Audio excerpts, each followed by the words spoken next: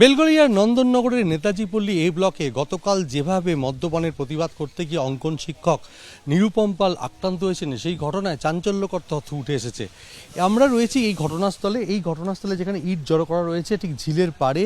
সেখানে কয়েকজন যুবক এবং ওই যে গ্রেপ্তার হওয়া তরুণী মঞ্জুরি মুখোপাধ্যায়, তিনি মদ্যপান করছিল এরা, এবং সেই সময় অঙ্কন শিক্ষক নিরুপম পাল এখান দিয়ে বাইকে করে যায় এবং সামনের যে বটতলা মোড় সেখানে পৌঁছয়।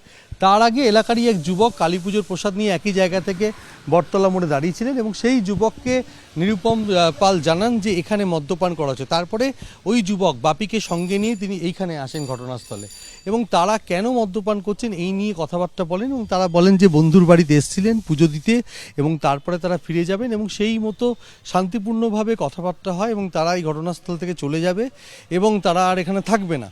তারপর যখন দেখা যাচ্ছে সিসিটিভি ফুটেজ, অর্থাৎ যে সিসিটিভি ফুটেজে সামনে এসছে মারধরের ঘটনা, সেই সিসিটিভি ফুটেজে দেখা যাচ্ছে ওই যুবক বাপি তিনি বাইকে করে বেরিয়ে যাচ্ছেন।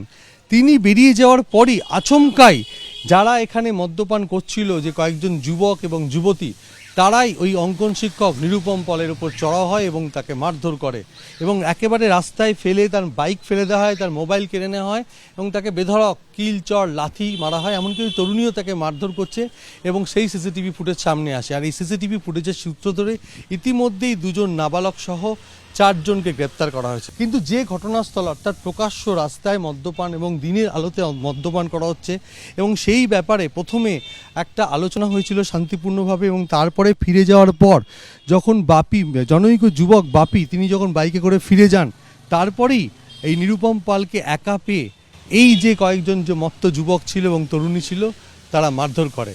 আর এই ঘটনাতে রীতিমতো উদ্বেগ এলাকার মানুষের, এবং এলাকার মানুষের বক্তব্য যে সন্ধ্যে নামলেই এখানে বহিরাগত যুবক যুবতীদের আড্ডা জমে এবং প্রশাসনের ভূমিকা নিয়ে তারা যথেষ্টই ক্ষুব্ধ।